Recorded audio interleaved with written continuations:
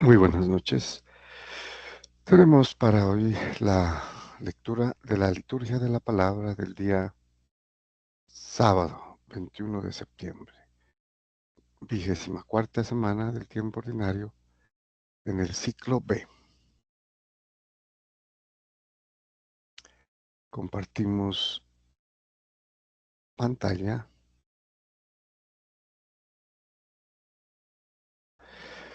de nuestro misal, ¿no? Recuerden que es el misal de la eh, Conferencia Episcopal Colombiana, editado por Paulinas. Bueno, ahí tenemos ya la pantalla. Celebramos a San Mateo, apóstol y evangelista. Eh, San Mateo junto con San Juan son los únicos dos apóstoles que escribieron sendos evangelios, ¿no?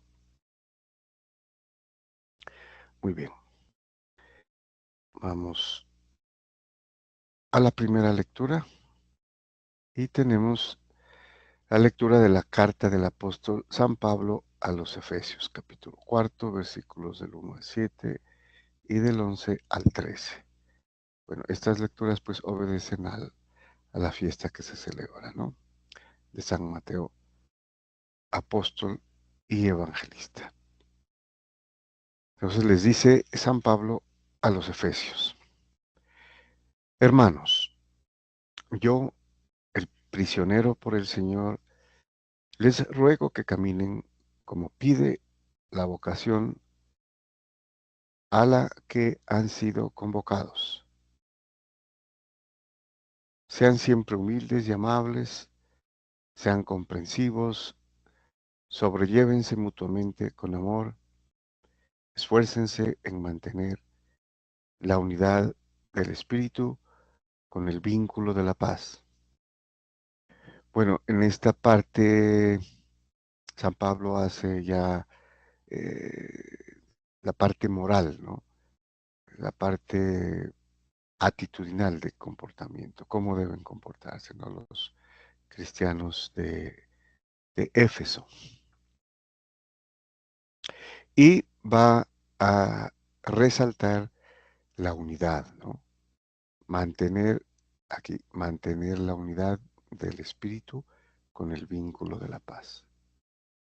Y a continuación dice: un solo cuerpo y un solo espíritu, como una sola es la esperanza de la vocación a la que han sido convocados. Un Señor, Jesucristo, ¿no? Aquí se refiere a la autoridad, ¿no? Un Señor, una fe, un bautismo, un Dios Padre de todo, que lo trasciende todo y lo penetra todo y lo invade todo. Bueno, entonces hace 7 referencias de unidad, ¿no? Por ejemplo, aquí, un solo cuerpo, un solo espíritu, una sola esperanza, un Señor, una fe, un bautismo y un Dios Padre de todo. Hace 7, ¿no? 7, digamos lo que son sentencias de unidad sacramentales, ¿no?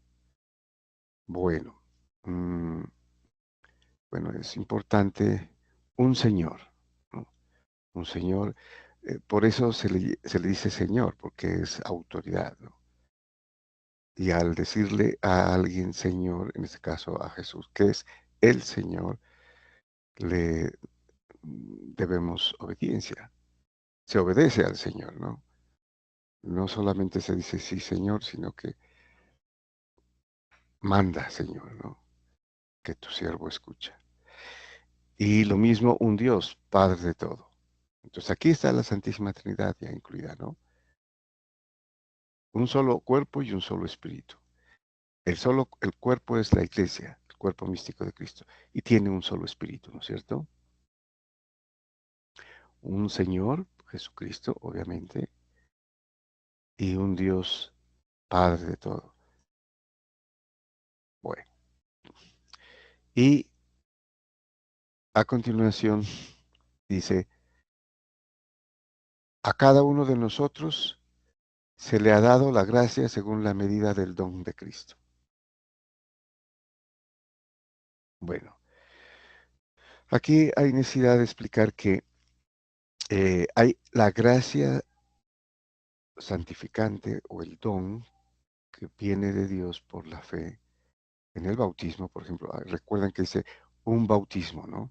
Bueno, entonces esa es igual para todos, ¿no?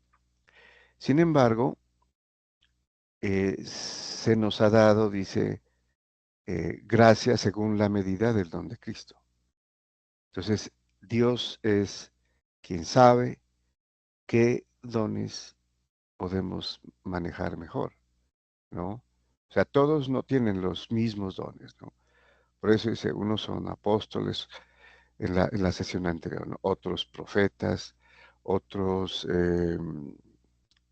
intérpretes de la ley, maestros, ¿no? Eh, milagros, curaciones, ¿no? Todos los diferentes aspectos de los dones dados por Dios, ¿no? Como somos miembros distintos, pero pertenecemos a un solo cuerpo, pues tenemos diferentes funciones. Y Él ha constituido a unos apóstoles, a otros profetas, a otros evangelizadores, a otros pastores, maestros, para el perfeccionamiento de los santos en función de su ministerio y para la edificación del cuerpo de Cristo.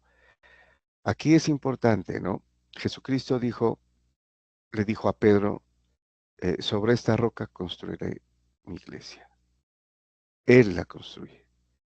Pero al integrarnos nosotros por el bautismo a la iglesia, que es el cuerpo místico de Cristo, nosotros somos colaboradores. Laboramos conjuntamente, ¿no? Obviamente obedeciendo al Evangelio. ¿Sí? Somos parte eh, de Cristo y como tales, también nosotros estamos para la edificación del cuerpo de Cristo, ¿no? Hasta, dice, que lleguemos todos a la unidad en la fe y en el conocimiento del Hijo de Dios, al hombre perfecto a la medida de Cristo en su plenitud. Aquí ya está hablando escatológicamente, ¿no? Hasta que, o sea, en el momento esta vida es para evangelizar, ¿no? Pero pues obviamente nosotros con el ejemplo, la vida cristiana, ¿no? Ejemplo de vida cristiana, eh, construyendo, ¿no? La iglesia, el cuerpo de Cristo, y en unidad de la fe, ¿no? Por eso la iglesia es una, eso lo decimos en, en el credo, ¿no? Una, una iglesia santa, católica, apostólica, y en el conocimiento del Hijo de Dios, al hombre perfecto, a la medida de Cristo en su plenitud. El Cristo total que dice San Pablo, ¿no? El Cristo total, ¿no? La iglesia aquí en la tierra, ¿no? La iglesia peregrina, la iglesia purgante en el purgatorio y la iglesia triunfante en el cielo, ¿no? Allá vamos a llegar a Cristo en su plenitud. Bueno, muy bien, vamos al Salmo responsorial. Tenemos el Salmo 18. Eh, este salmo cuyo responso es a toda la tierra alcanza su pregón. Es un himno, ¿no? Es un himno, es una poesía cantada a Dios, ¿no? A su bondad, a su misericordia, a todos los atributos, ¿no? De Dios. Por eso inicia que todo lo que ha creado, ¿no? alaba al Señor, proclama, ¿no? Exulta en admiración de su Creador. Entonces, ¿qué nos dice el salmista? El cielo proclama la gloria de Dios. El firmamento pregona la obra de sus manos. El día al día le pasa el mensaje. La noche a la noche se lo susurra. Es como si estuvieran hablando, ¿no? En un diálogo de las maravillas que ha hecho Dios, ¿no? De todo lo excelso, completo, perfecto, ¿no? que ha hecho. Sin que hablen, ¿no?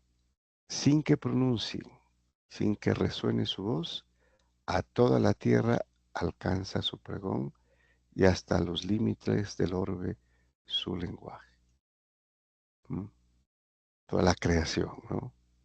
Entonces es un himno precisamente de lo creado para Dios, al que nos unimos, ¿no? Obviamente. Bueno, y terminamos con el Evangelio. Eh, en esta oportunidad, pues, tenemos el pasaje sobre Mateo, ¿no? El llamado de Mateo, de San Mateo. Entonces leemos el Evangelio según San Mateo, capítulo 9, versículos del 9 al 13. Es bastante conocido, ¿no? Este pasaje. Entonces nos dice San Mateo, en aquel tiempo vio Jesús al pasar a un hombre llamado Mateo, sentado al mostrador de los impuestos, y le dijo, sígueme. Él se levantó y lo siguió. Miren el poder de la palabra, ¿no? Del Señor. Era un cobrador de impuestos, una alcabalero se llama, ¿no? Sentado allí eh, cobrando impuestos, ¿no? Eh, no para Roma, seguramente era para Herodes, ¿no? Em, y claro, eran tratados los cobradores de impuestos como enemigos del pueblo, ¿no? Y pecadores también, obviamente, ¿no? Él se levantó y lo siguió. ¿Mm? Sígueme. Él se levantó y lo siguió. Y estando en la mesa en casa de Mateo, muchos publicanos y pecadores que habían acudido se sentaron con Jesús y sus discípulos. Los fariseos al verlo preguntaron a los discípulos, ¿cómo es que su maestro come con publicanos y pecadores? Jesús lo oyó y dijo, no tienen necesidad de médicos los sanos, sino los enfermos. Esta es un ejemplo de fina ironía, ¿no? En esta sentencia que hace el Señor. Y está dirigida precisamente a los fariseos, ¿no? Que los que empezaron con la crítica, ¿no? Diciendo que por qué Él come con publicanos y pecadores. Entonces le dice, no tienen necesidad de médicos los sanos, que eran los falsos justos, los fariseos que se hacían, ¿no? Justos, sino los enfermos, los que se declaran pecadores, ¿no? Y a continuación les dice, anden, aprendan lo que significa misericordia quiero y no sacrificios. También esto es muy directamente dirigido a los fariseos, ¿no? Misericordia. ¿Cómo se van a acercar los pecadores a los fariseos si ellos ni siquiera se acercan a ellos por miedo a contagiarse, ¿no? Y porque los tenían a los pecadores y a los fariseos como lo peor, ¿no? Tuvo que venir Jesucristo para darles ejemplo, ¿no? De, de misericordia. Y Él precisamente está con los pecadores, porque son los que necesitan el médico, y no los falsos justos, ¿no? Que les digo, es la ironía, ¿no? En este ejemplo que podemos ver del Señor. Porque en otro pasaje en Lucas les va a decir, ¿no? Les da inclusive una parábola del publicano que va al templo y el fariseo. ¿Y qué pasó? El fariseo salió humillado, ¿no? Porque se ensalzó tanto que salió humillado, dice Jesús. En cambio, el publicano que se humilló, que se declaró pecador y pidió perdón, salió justificado. Entonces, a eso se refiere el Señor, ¿no? Que no he venido a llamar a los justos, sino a los pecadores. También, ¿no? La ironía nuevamente replicada a los fariseos que se hacían justos, ¿no? Así lo dice Lucas, ¿no? En el pasaje que les acabo de mencionar. Se hacían justos a sí mismos y por eso les dijo esa parábola, ¿no? Del publicano y el pecador en el templo. Bien, muchas gracias y bendiciones.